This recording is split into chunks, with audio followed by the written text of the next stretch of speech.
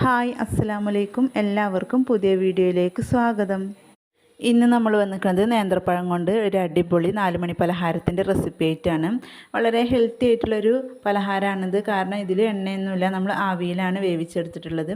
അപ്പോൾ ഇതെങ്ങനെ തയ്യാറാക്കാൻ നോക്കാം. അതിനു മുന്നേ നമ്മുടെ ഈ വീഡിയോ കാണുന്നത് നിങ്ങൾ ചാനൽ സബ്സ്ക്രൈബ് ചെയ്യാതെയാണെങ്കിൽ പ്ലീസ് ഒന്ന് സബ്സ്ക്രൈബ് ചെയ്ത് സപ്പോർട്ട് ചെയ്യാം. അപ്പോൾ എങ്ങനെ തയ്യാറാക്കാൻ നോക്കാം. പലഹാരം തയ്യാറാക്കാനായിട്ട് ഞാനിവിടെ 3 വലിയ നേന്ത്രപ്പഴമാണ് എടുത്തിട്ടുള്ളത്. അത്യാവശ്യം നല്ല പഴുത്തതും അതുപോലെ തന്നെ നല്ല മധുരമുള്ളതുമാണ്. നമ്മൾ എപ്പോഴും നല്ല മധുരമുള്ള നേന്ത്രപ്പഴം എടുക്കാൻ വേണ്ടിയിട്ട് ശ്രദ്ധിക്കുക പലഹാരങ്ങളൊക്കെ ഉണ്ടാക്കുമ്പോൾ. ഇനി ഇത് നമുക്ക് മിക്സിയിലൊന്ന് അടിച്ചെടുത്തിട്ട് വരാം. അപ്പം പഴം നമ്മൾ മിക്സിയിൽ അടിച്ചെടുത്ത് വന്നിട്ടുണ്ട്. നല്ല പേസ്റ്റായി കിട്ടേണ്ട ആവശ്യമൊന്നുമില്ല, ചെറിയ ചെറിയ കഷ്ണങ്ങളിലൊന്നും കുഴപ്പമില്ല. പിന്നെ നിങ്ങൾക്ക് കൂടുതൽ സ്നാക്സ് തയ്യാറാക്കണമെങ്കിൽ നേന്ത്രപ്പഴത്തിൻ്റെ അളവ് കൂട്ടാം. അതുപോലെ തന്നെ കുറച്ച് മതിയെങ്കിൽ 2 നേന്ത്രപ്പഴം വെച്ചിട്ടൊക്കെ ചെയ്തെടുക്കാം. ഇനി നമുക്കിതിവിടെ മാറ്റി വെക്കാം. ഇനി നമുക്കൊരു പാൻ സ്റ്റൗവിൽ വെച്ച് ചൂടായതിന് ശേഷം അതിലേക്ക് 2 ടേബിൾ സ്പൂൺ നെയ്യ് ഒഴിച്ചു കൊടുക്കാം. നിങ്ങളുടെ കയ്യിൽ നോൺ സ്റ്റിക്കിൻ്റെ പാൻ ഇല്ലെങ്കിൽ അടി കട്ടിയുള്ളൊരു പാൻ എടുക്കുക, അത് അടിയിൽ പിടിക്കും. നെയ്യ് നല്ലപോലെ ചൂടായി വരുമ്പോൾ അതിലേക്ക് നമ്മൾ നേരത്തെ അരച്ച് വെച്ചിട്ടുള്ള നേന്ത്രപ്പഴത്തിൻ്റെ മിക്സ് ഉണ്ടല്ലോ, അതിട്ട് കൊടുക്കുക. നെയ്യില്ലെങ്കിൽ നെയ്യിന് പകരം ഓയിൽ ഒഴിച്ചു കൊടുക്കുക. നെയ്യാണെങ്കിൽ ഒരു പ്രത്യേക ടേസ്റ്റ് ആയിരിക്കും നമ്മുടെ ഈ ഒരു സ്നാക്സിന്. നമ്മൾ പഴം മിക്സിയിൽ അടിച്ചെടുത്തിട്ടുള്ളത് വേവിക്കാതെയാണ്, അതുകൊണ്ട് തന്നെ ഈ നെയ്യിൽ കടന്നിട്ട് നല്ലപോലെ ഒന്ന് ഇത് വേവിച്ചെടുക്കണം. നമ്മൾ ഹൈ ഫ്ലെയിമിലിട്ട് പോകരുത്, മീഡിയം ടു ലോ ഫ്ലെയിമിലിട്ടിട്ട് തന്നെ നല്ലപോലെ ഒന്ന് ഇളക്കിയിട്ട് വേവിച്ചെടുക്കണം.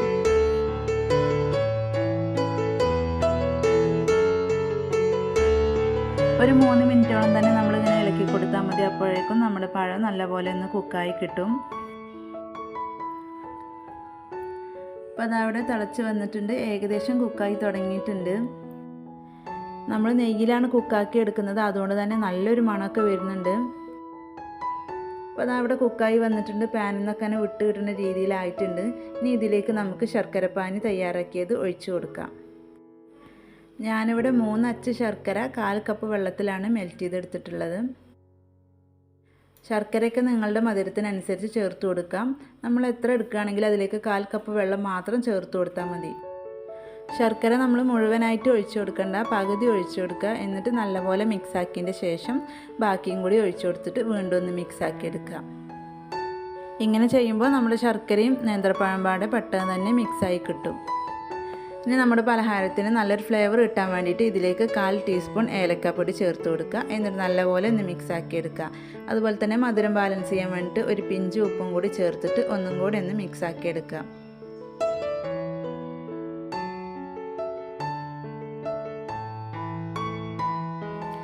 അപ്പോൾ എല്ലാം നല്ലപോലെ മിക്സാക്കി എടുത്തതിന് ശേഷം ഇതിലേക്ക് നമ്മളിനി ചേർത്ത് കൊടുക്കുന്നത് അരിപ്പൊടിയാണ്. അരിപ്പൊടി നിങ്ങൾ ചേർത്ത് കൊടുക്കുമ്പോൾ നമ്മൾ വറുത്തതോ വറുക്കാത്തതോ ഏത് അരിപ്പൊടി വേണമെങ്കിലും ഇതിലേക്ക് ചേർത്ത് കൊടുക്കാം. ഞാനിവിടെ ഒരു 1/4 കപ്പ് അരിപ്പൊടിയാണ് ചേർത്ത് കൊടുത്തിട്ടുള്ളത്. അത് മുഴുവനായിട്ട് ഇട്ട് കൊടുത്തിട്ടില്ല, കുറച്ചിട്ട് കൊടുത്തിട്ട് നല്ലപോലെ ഒന്ന് മിക്സാക്കി എടുത്തതിന് ശേഷം ബാക്കിയും കൂടി ഇട്ട് കൊടുക്കുന്നത്. ഇതിലേക്ക് നമുക്ക് കുറച്ച് അരിപ്പൊടി ചേർത്താൽ മതി, കാരണം നമ്മളിത് നേന്ത്രപ്പഴത്തിൻ്റെ ടേസ്റ്റാണ് ഈ ഒരു പലഹാരത്തിന് മുന്നിട്ട് നിൽക്കേണ്ടത്. നമ്മൾ പത്തിരിക്കും ഇടിയപ്പത്തിനൊക്കെ ഉപയോഗിക്കുന്ന നല്ല നൈസ് പൊടിയാണ് ഇതിലേക്ക് ചേർത്ത് കൊടുക്കാനും.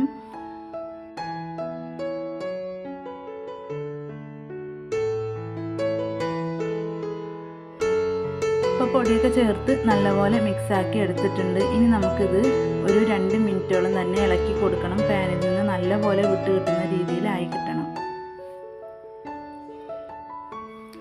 ഇനി ഇത് നമുക്ക് പാനിൽ നിന്ന് നല്ലപോലെ ഒന്ന് ഉരുട്ടിയെടുക്കാൻ പറ്റുന്ന രീതിയിൽ കിട്ടണം. കണ്ട ഈ രീതിയിൽ കിട്ടണം. അപ്പോൾ ഇത്ര മതി. നമുക്കിനി ഫ്ലെയിം ഓഫ് ചെയ്തതിൻ്റെ ശേഷം ഇത് തണുക്കാനായിട്ട് വെക്കാം. അപ്പോൾ അതാ നമ്മുടെ മാവ് ഇവിടെ റെഡി ആയിട്ടുണ്ട്. കണ്ടോ, ഇതേ രീതിയിലാണ് കിട്ടേണ്ടത്. നമ്മളിതിൽ നെയ്യ് ചേർത്ത് കൊടുത്തുകൊണ്ട് തന്നെ നമുക്ക് കയ്യിൽ വേറെ ഓയിലൊന്നും തേക്കേണ്ട ആവശ്യമില്ല. ഇനി ഇതിന്ന് കുറച്ചെടുത്തിട്ട് നമ്മളിത് തയ്യാറാക്കുന്നത് വാഴയിലയിലാണ്. വാഴയിലയിൽ വെച്ചിട്ട് കനല്ലാതെ ഒന്നിങ്ങനെ പരത്തി കൊടുക്കുക, കൈ വെച്ച് തന്നെ.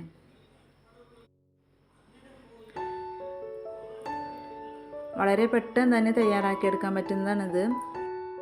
ഇനി വേറൊന്നും ഇതിലേക്ക് ചേർക്കേണ്ട ആവശ്യമൊന്നുമില്ല. കനല്ലാതെ പരത്തിയതിൻ്റെ ശേഷം നമ്മളിത് മടക്കി കൊടുക്കുക. അതിൻ്റെ ഉള്ളിൽ ഫില്ലിങ്സും കാര്യങ്ങളൊന്നും വെക്കേണ്ട ആവശ്യമില്ല. അപ്പോൾ അതാ ഒന്നിവിടെ ചെയ്തെടുത്തിട്ടുണ്ട്. നമുക്ക് ബാക്കിയുള്ളതും കൂടി ഇങ്ങനെ ചെയ്തെടുക്കാം.